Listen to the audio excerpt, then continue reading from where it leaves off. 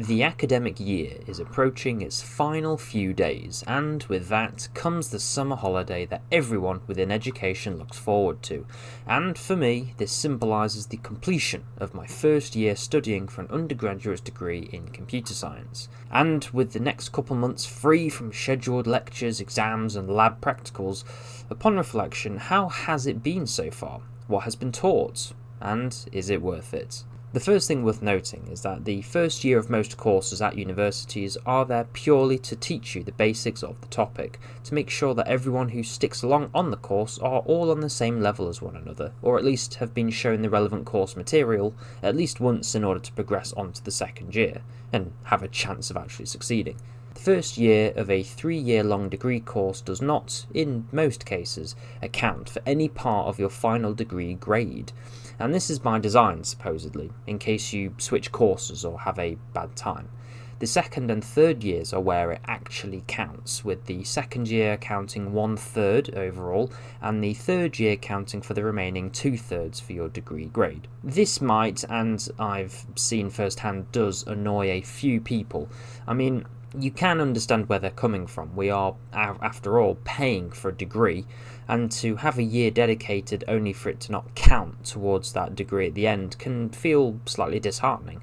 If you know a good bit about your course before starting, however, you're in for a nice chill first year, and if you're starting something you've never been involved with before, it's a chance to make thick mistakes without being permanently penalised for it in the form of a poor graded degree. The first year of my computer science degree was split into two.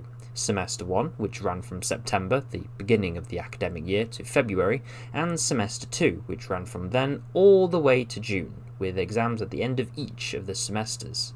Over the course of the year, I was taught 7 individual modules, each varying in their own kind of content. 5 of these modules ran throughout the entire year, with 2 of them changing at the end of the first semester. The 2 first semester exclusive modules were the Computer Architecture module and an Introduction to Programming module, with C being the programming language taught. Thank Christ it wasn't Python. The 3 other modules were Maths, Database Systems and Design, and a mandatory tutorial lecture giving us the spiel about getting a job or aspirations, yada yada.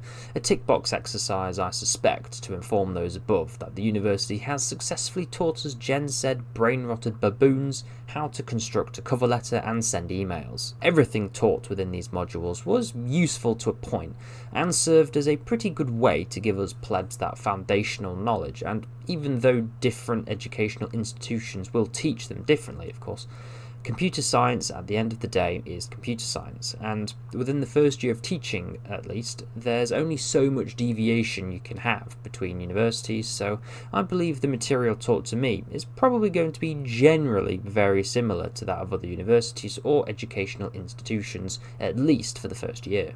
When it comes to the second and third years, that's when things get a little bit more specific, but in my case, in the second and third years, I actually get given a choice for certain modules. I can actually pick certain ones and choose not to do others, but that's very university specific, and mine gives me a good bit of choice. Upon the conclusion of semester 1, exam season began.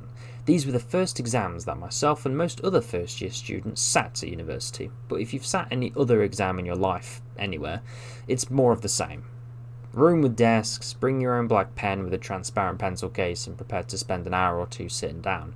But, for us computer science people, that's no problem. I had 2 exams, which weren't overly difficult. They were presented more so as an introduction to exam procedures and how you should conduct revision once you actually sit an exam that does matter. Semester 2 began thereafter with 2 new modules, those being object-oriented programming, taught in Java of all things, and web design. The OOP module replaced the Programming Introduction module being taught in C in the first semester, and the Web Design module replaced the Computer Architecture module. We also dropped the Compulsory Tutorial module, which was, in my opinion, very pointless and would only serve to benefit you if you have literally never experienced life outside of school before.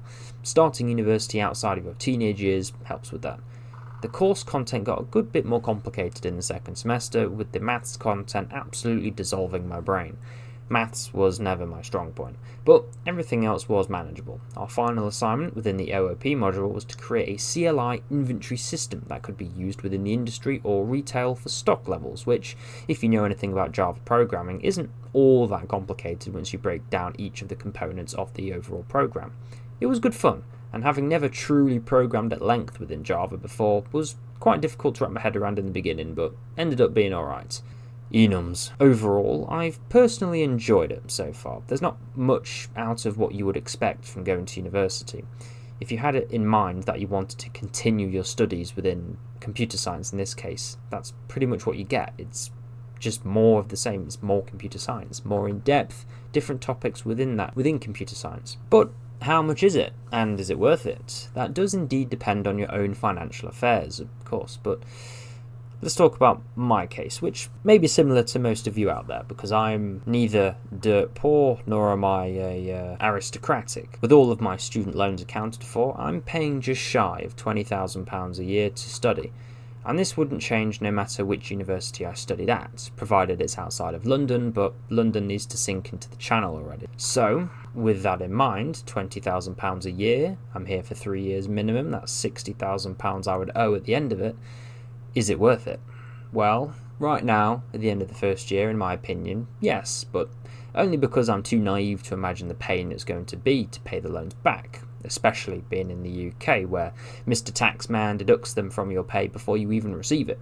A de facto degree tax, if you will, but as any freedom-loving Gentoo would, I plan on leaving the country as soon as I can anyway, for greener, wider pastures. So that is a quick bit about my time at university so far, doing computer science. Was your time in education anything interesting? Are you actually planning to go to university? Comment down below. I hope you found this video informative or entertaining. If you yourself are indeed planning to go to university, make sure you think it all the way through. University should not be the default option for you. You should actively choose to do it. Thank you very much for watching. Like the video and subscribe to the channel. I will see you in my next video.